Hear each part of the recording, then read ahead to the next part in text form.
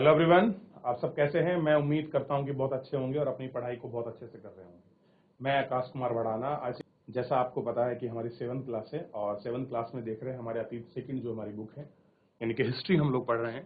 Basically आज हम लोग चैप्टर नंबर 2 की बात करेंगे। चैप्टर नंबर 1 को हम बहुत अच्छे से गौर कर आपका पढ़ चुके हैं। एक एक कर उन सारी चीज़ों को हम लोग देख चुके हैं। तो अगर किसी बच्चे का कोई भी क्वेरी है, कोई भी प्रश्न है, किसी प्रकार है, मेरे प्यारे बच्चों, आप मुझसे लाइव जुड़कर चैट के माध्यम से अपनी क्वेरी को, अपने प्रश्न को आप मुझसे पूछ सकते हैं। कोई भी बच्चा किसी भी स्कूल का। तो चैप्टर नंबर 2 हमारे सामने है और इस चैप्टर नंबर 2 को हम लोग पढ़ेंगे। चैप्टर नंबर 2 क्या है? नए राज्य और उनके राजा। तो हम लोग देख रहे हैं, कह रहे 7वीं शताब्दी के बाद कई राजवंशों का उदय हुआ। इसमें उपमहाद्वीप के विभिन्न हिस्सों में 7 से 12वीं सदी के बीच शासन करने वाले प्रमुख राजवंश दिखाई देते हैं। कहाँ दिखाई देते हैं? पहली बात कर रहे हैं उपमहाद्वीप यानी कि भारत का जो क्षेत्र है, इसी की हम लोग बात कर रहे हैं। और बेसिकली बात करिए 7 से लेके 12वीं शताब्दी के बीच में ही क्या हुआ है, आपके शासन करने वाले जितने भी प्रमुख आपके राजवंश हैं, उन राजवंश को हम देखेंगे। तो कहाँ से? 7 से लेकर जो भाग है, जो पार्ट है, उसी पर हम लोग गौर करें। ठीक, इतना ध्यान रखना। चलिए, तो सबसे पहले हम चलते हैं, आगे बढ़ते हैं, विचार करते हैं। एक बार आप मेरे प्यारे बच्चों हो सके तो इसमें गौर कर देखिए इस वाले क्षेत्र में। पहले ये पूरा क्षेत्र मैं आपको दिखा देता हूं। ये वाला क्षेत्र आप एक बार देख लीजिए। इसमें कुछ अलग अलग आपको जगह दिखाई देंगी। जैसे अरब प्रायद्वीप में आपका मुल्तान का शासन, इंद्रप्रस्थ यानी कि दिल्ली के बगल में अजमेर है पार्ट, वहां चौहान राजवंश कर रहे हैं। कन्नौज पड़ता है यूपी में, वहां देख लीजिए। गुर्जर प्रतिहार मध्य प्रदेश में, इनकी ही शाखा है आपका परमार। और चंदेल आपके खजुराहो में। ठीक, प्रयाग और आपका बनारस। ठीक ठीक, अनरहाट यानी कि आपका गुजरात वाला रीजन, मंसूर अरब में, बंगाल में आपके पाल, पहाड़पुर जो है, ये पहाड़पुर ऊपर वाला पार्ट है, ये असम का पार्ट है, कामरूप, और ये नेपाल। ठीक, तो ये कुछ शासक हैं ऊपर वाले क्षेत्र के। नीचे भी हैं बहुत सारे हिस्से में, जिनको हम लोग आपका आगे अभी गौर करके एक एक करके हम लोग इनको देखेंगे। ठीक, और इधर देखिए दक्षिण भारत में, तो आपको पता है ये राष्ट्रकूट हैं। ठीक, ये मालखेद हैं, ये बेंगी के चालुक्य हैं, और ये क्या है? कलिंग, जिसका नाम क्या है वर्तमान में? ओडिशा। ओडिशा भी बोलते हैं कहीं, उड़ीसा, अब तो ओडिशा लिखा जाता है। ठीक, ये आपको पता होना चाहिए। और आपको पता है कि और कलिंग की लड़ाई और किसने जीती थी, किस सम्राट की बात करते हैं? उत्कल कोस्ट यही है, गंगा नदी। ठीक, और नीचे चोल चेल पांड्या आपको मिलेंगे। क्या मिलेंगे? चौल चेर पांड्या, ये आपको दिखाई दे रहे हैं। तो ये भारत में 12वीं से मतलब 7वीं से और जो आपका 12वीं शताब्दी के भी जो शासन हो रहा था, उसमें शासन करने वाले ये कुछ लोग थे जिनको हम लोगों ने इसमें देखा। एक बार गौर कर लीजिए, देख लीजिए, इनको नोट कर लीजिए ताकि हम लोग आगे बढ़ें और चैप्टर में एक एक करके हम इन सारी चीजों को बहुत अच्छे से गौर करके आपका पढ़ सकें और इन पर बात भी कर सकें। ठीक, चैप्टर के दौरान पढ़ते समय किसी बच्चे का कोई भी डाउट, कोई भी क्वेरी आए तो मेरे प्यारे बच्चों बेहिचक तरीके से आप अपनी क्वेरी को, आप अपने डाउट को आप मुझसे पूछ सकते हैं। कोई भी स्कूल का कोई भी बच्चा, अगर कोई क्वेरी है, कोई प्रश्न है। देख लिया? चलिए आगे बढ़ते हैं।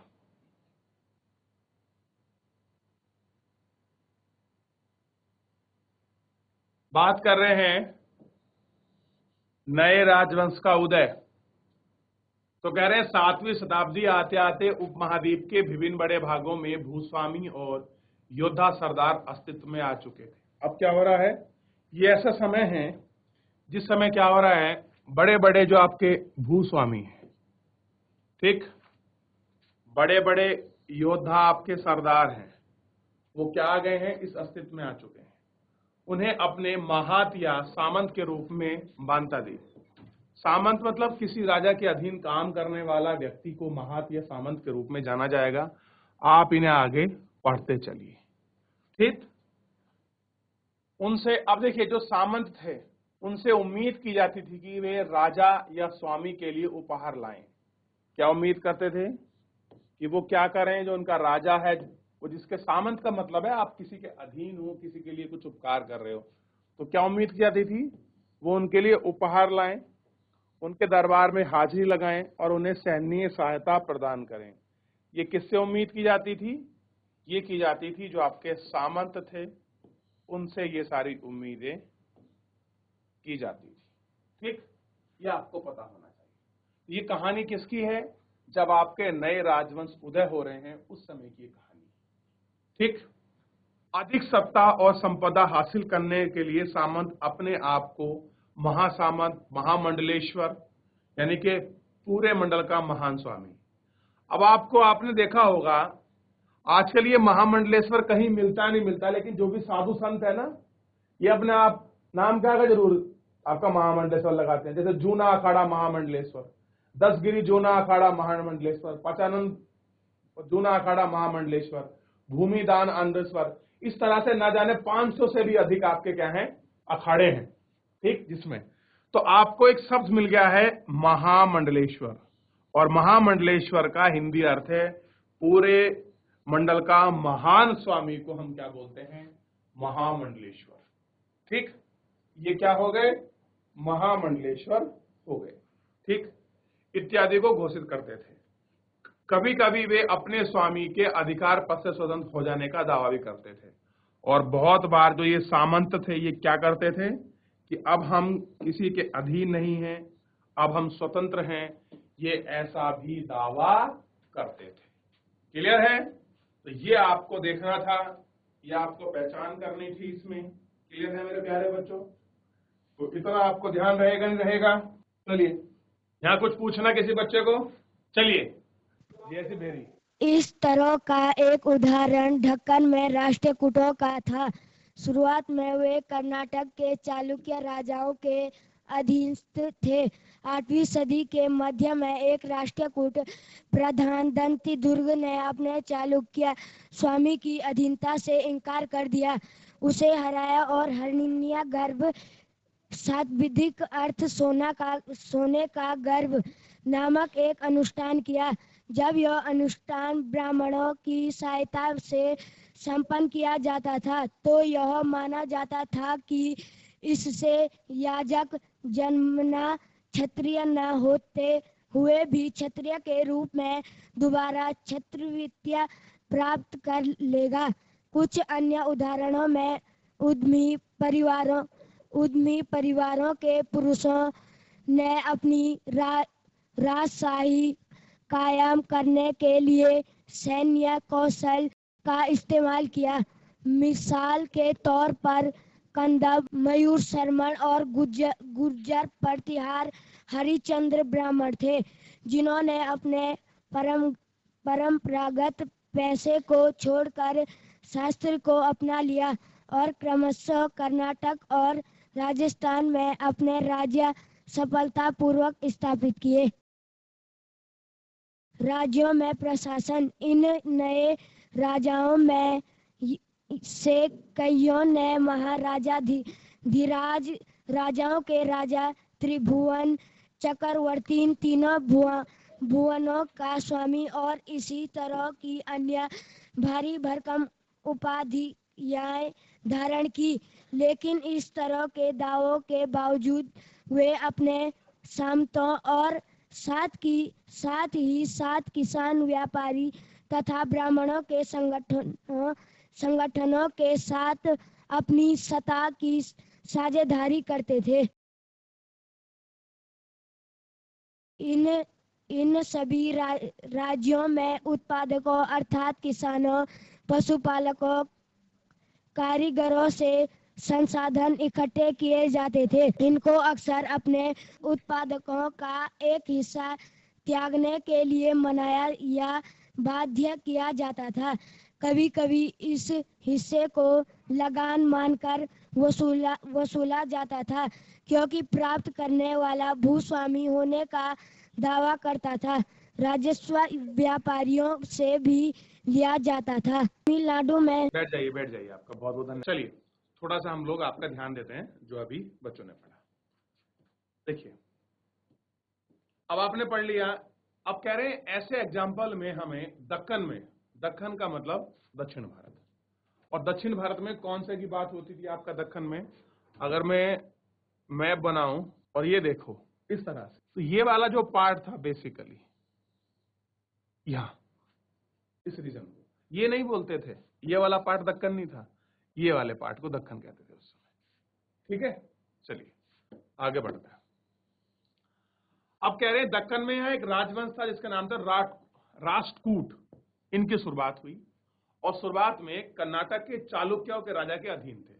यानी कि जो राष्ट्रकूट था ये किसके अधीन थे, कर्नाटक के जो चालुक्य आपके राजा थे उन राजाओं के अधीन थे। कौन, कर्नाटक के आपके चालुक्य, यानी कि ये उनके सामंत थे। क्या थे उनके, ये सामंत थे।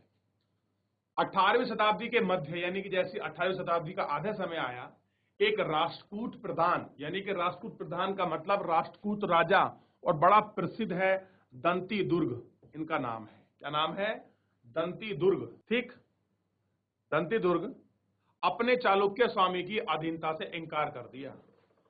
अब राष्ट्रकूट के कौन थे अधीन, चालुक्य स्वामी, और चालुक्य स्वामी का एक प्रधान था दंती दुर्ग। तो दंती दुर्ग ने क्या कर दिया कि अब मैं राष्ट्रकूटों की अधीनता को स्वीकार नहीं करूंगा, मेरे को एक स्वतंत्र रूप में खड़ा। अब होता क्या है, चालुक्य स्वामी की अधीनता से इंकार कर दिया और उसे हराया किसको, राष्ट्रकूटों को। और उसने क्या किया, हिरण्य गर्भ यानी कि सोने का गर्भ नामक एक अनुष्ठान कराया। पहले एक यज्ञ होता था, अनुष्ठान था, जिसको बोलते थे हिरण्य गर्भ। ये क्या था, अनुष्ठान था, आपको पता होना चाहिए। और यह है अनुष्ठान ब्राह्मणों की सहायता से संपन्न किया जाता था। तो यह माना जाता था कि इससे याचक मतलब जो भी प्रार्थना करने वाला है, जो उसको हवन पूजन करा रहा है, उसको बोलते हैं याचक।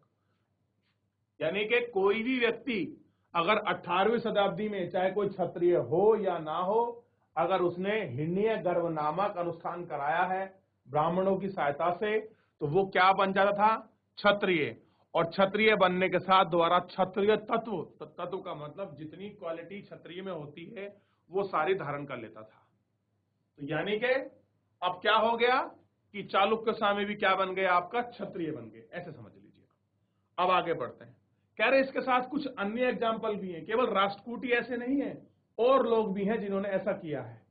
जैसे उद्यमी परिवारों के पुरुष अपनी राजशाही कायम रखने के लिए, उद्यमी का मतलब जो आपके परिवार आपके व्यापार करते थे उन व्यापारियों को बोलते हैं उद्यमी। वो क्या चाह रहे थे कि राजशाही उनकी कामयाब रहे, सैन्य कौशल का इस्तेमाल करते थे, यानी कि वो आपका योद्धा के रूप में भी थे। मिसाल के तौर पर आपके कदम मयूर शरण थे ऐसे ही, और एक थे गुजर प्रतिहास के हरिश्चंद्र ब्राह्मण। यानी कि ऐसा माना जाता है जो आपका गुजर प्रतिहार वंश में हरिश्चंद्र थे, ये पहले आपके ब्राह्मण थे।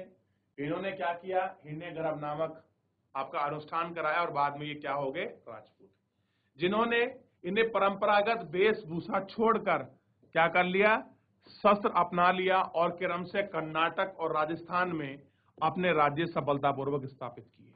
कहां छाए गए, अब देखिए ये कदम वाले कहां पहुंच जाएंगे, आपका कर्नाटक में, और गुजर प्रतिहार कहां आ जाएंगे, राजस्थान मध्य प्रदेश वाला जो क्षेत्र है गुजरात में, यहां आ जाएंगे। ठीक, चलिए आगे बढ़ते हैं। अब बात चल रही है शासन, राज्यों में शासन कैसे चलता था, इस शासन को भी देखेंगे। लेकिन शासन में आगे बढ़ने से पहले एक बार ये आपके सामने चित्र है, इस चित्र पर आपकी नजर दौड़ाइए और देखिए क्या आपको विशेष रूप में ये कुछ आपको मूर्ति दिखाई दे रही है, ये क्या है, देख लिया आपने। आइए इसके विषय में पढ़ते हैं, ये क्या है। इसको देखने को मिलेगा, कह रहे हैं एलोरा की गुफाएं हैं, जो आपके 15वीं नंबर की आपकी गुफा है। कौन सी, एलोरा की। अब आपके लिए प्रश्न है, आप ढूंढ के आएंगे एलोरा की गुफा किस राज्य में है, क्या है, किस राज्य में है, ये आपको देखना है कि एलोरा की गुफा किस राज्य में। आप लोग ढूंढेंगे इसको और मुझे कल इसका आंसर करेंगे। तो भित्ति चित्र है जिसमें विष्णु को नरसिंह अर्थात पुरुष श्रृंग के रूप में दिखाया गया है। यह है राष्ट्रकूट की कलाकृति है। कहने का मतलब ये है, आप समझिए, ये जो आप सामने ये मूर्ति देख रहे हैं, चित्रकला देख रहे हैं, ये राष्ट्रकूटों के समय बनाई गई है। एलोरा अजंता की गुफाएं हैं जो बड़ी फेमस है। एलोरा की गुफाओं में 15 नंबर के में हमको ये मिला है। और ये क्या दिखाया गया है, भगवान नरसिंह का इसमें इमेज है। ये आपकी मूर्ति है और आप जानते हैं कि भगवान नरसिंह पुरुष और सिंह है, जो विष्णु का अवतार है, उसको दिखाया गया है। और इस उत्कृष्ट मूर्ति के माध्यम से हम ये ऐसा जंक्शन लगा सकते हैं, आइडिया लगा सकते हैं कि इस समय आपकी कला मूर्ति बड़े अच्छे रूप में बनती रही होंगी और यह भगवान विष्णु उनके आराध्य देव हो सकते हैं, नरसिंह। तो ये तरह की बात है। क्लियर है? इतना आपको ध्यान रखना है। क्लियर है? चलिए आगे बढ़ते हैं और बात करते हैं राज्यों में शासन। कह रहे कि इन राजाओं में कईयों ने महाराजाधिराज। अब ये कुछ टाइटल हैं। टाइटल का मतलब है उपाधि। जैसे पहली उपाधि कौन सी ली, महाराजाधिराज, यानी राजाओं का राजा। फिर उसके बाद आपका तिरुभन चक्रवर्तन, यानी कि 3 भवनों का स्वामी। ठीक, इसी तरह की भारी भरकम उपाधि धारण की, लेकिन इस तरह के दावे के बावजूद वे अपने सामंतों, किसकी बात कर रहे हैं, सामंत, यानी कि जो उनके अधीन शासक थे, जो आपके बड़े जमींदार थे, उनको क्या कहा गया, सामंत। और साथ ही साथ किसान, व्यापारी तथा ब्राह्मण के संगठन के साथ साथ अपनी सत्ता साझेदारी करते थे। यानी कि भले ही उन्होंने राजाधिराज की उपाधि ले ली हो, महाचक्रवर्ती हो गई हो, कुछ भी हो, लेकिन वो अपने सामंतों के साथ, अपने किसान, व्यापारी और ब्राह्मणों के साथ क्या करते थे, वो अपनी संगठन सत्ता की साझेदारी करते थे। यानी कि ये सब लोग क्या थे, उनकी सत्ता में हिस्सेदार थे। ऐसा आप समझ सकते। अब देखिए, इन सभी राज्यों के उत्पादक, यानी कि जो भी कुछ पैदा करने वाले हैं, वो कौन है, किसान, पशुपालक और कारीगर, यानी कि संसाधन आपके इकट्ठा करते थे। अब किसी राज्यों का जो भी कुछ खाद्यान्न पैदा करेगा, भैया तो किसान करेगा, दूध दही देनी है तो आपके पशुपालक हैं, किस चीज को बनाना है तो कारीगर हैं, और वन संपदा इकट्ठा करनी है तो वहां के लोग हैं। यही तो उस समय के राज्यों की मेन क्या थी, पावर थी। तो इनको अक्सर अपने उत्पाद का एक हिस्सा त्यागने के लिए मनाया जाता था। यानी कि आपने जितना भी कुछ उत्पादन किया है उसका एक हिस्सा आपको देना पड़ेगा, बाध्य कर लो। ठीक, यानी कि जितना आपने कमाया है उसका एक हिस्सा आपको राजा को देना होगा। आज के समय में कोई टैक्स करता है, कोई कुछ करता है, या आप इसको देख सकते हैं। ठीक, और कभी कभी हिस्सों में आपका उनसे लगान वसूलते थे, क्योंकि भूस्वामी राजस्व होने का दावा करता था। अब देखिए, राजस्व व्यापारी भी इसमें लाए जाते थे। अब ये सब देते थे। अब थोड़ा सा आगे बढ़ते हैं। 400 कर, कहां पहुंच गए, 400 कर। चलिए, तो अभी जितना पढ़ा है और समझा है, कोई डाउट, कोई क्वेरी है इसमें पूछ लीजिए, फिर हम लोग आगे बढ़ जाएंगे। चलिए, नहीं है कोई क्वेरी? जीआईसी रीटा खाल की बच्चियां, बेटे आप खड़े हो जाओ, शाबाश। करने वाले चोल वंश के अभिलेखों में विभिन्न किस्म के करों के लिए 400 से ज्यादा सूचना शब्द मिलते हैं। उल्लिखित करने के बेटी जो नकद की बजाय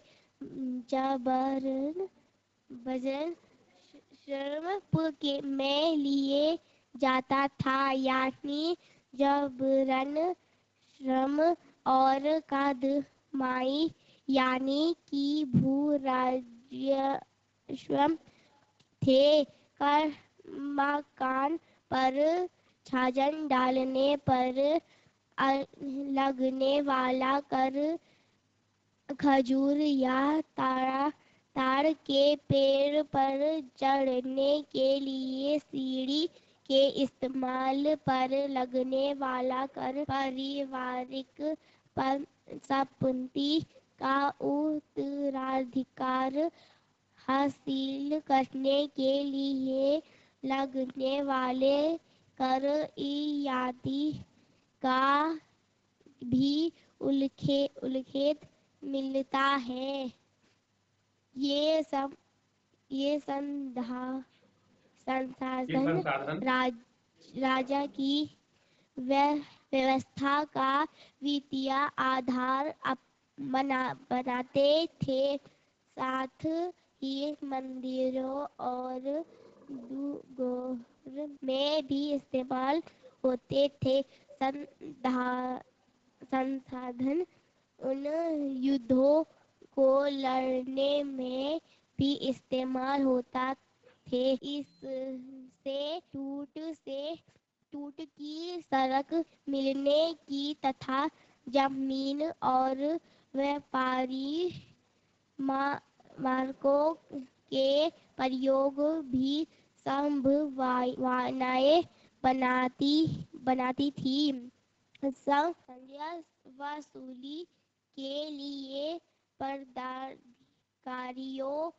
की नियुक्ति सामान्यतः प्रभावशाली परिवारों के बीच से ही की जाती थी और वंशानुगत होती थी। सेना में भी ऐसा ही होता था। कई बार राजा के निकट संबंधी ही इन दो पर होते थे। परिस्थितियों और परिस्थितियों में ऐसे बोरोए होते हैं जो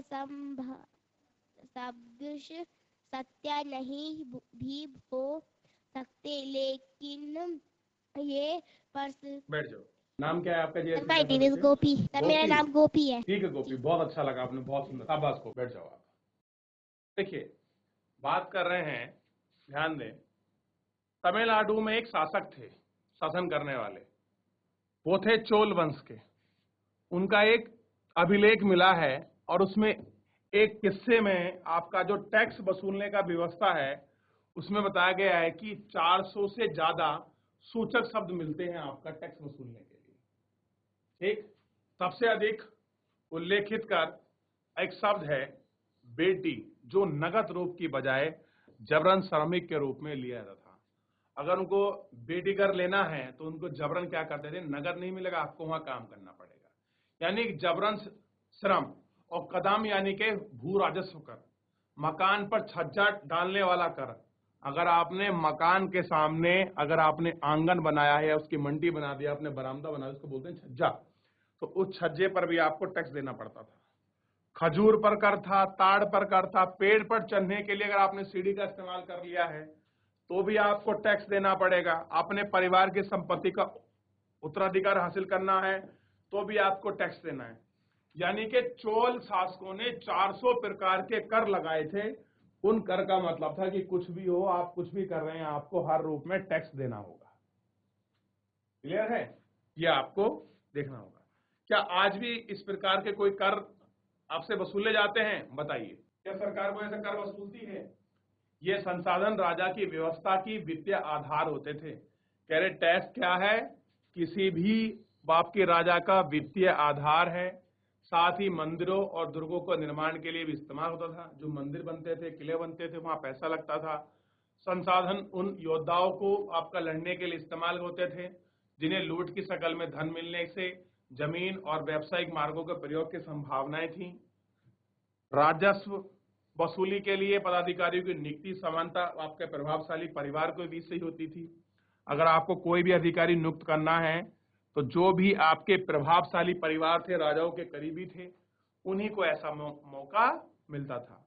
और वंशानुगत थी। सेना ऐसी होती थी जिसमें कई बार राजा के निकट संबंधी ही ओहदों पर, ओहदों का मतलब है सीधा आपका पदाधिकारी। ठीक, क्लियर है? तो एक बार इसको देख लीजिए, पढ़ लीजिए, कोई डाउट कोई क्वेरी हो मुझसे पूछ लीजिए मेरे प्यारे। तो मेरे प्यारे बच्चों, आप इस लेक्चर को जितना हमने पढ़ाया है, चैप्टर को, इसको अच्छे से घर पर जाके एक बार पढ़िए। कोई डाउट कोई क्वेरी कोई प्रश्न है आप मुझसे पूछ लीजिए।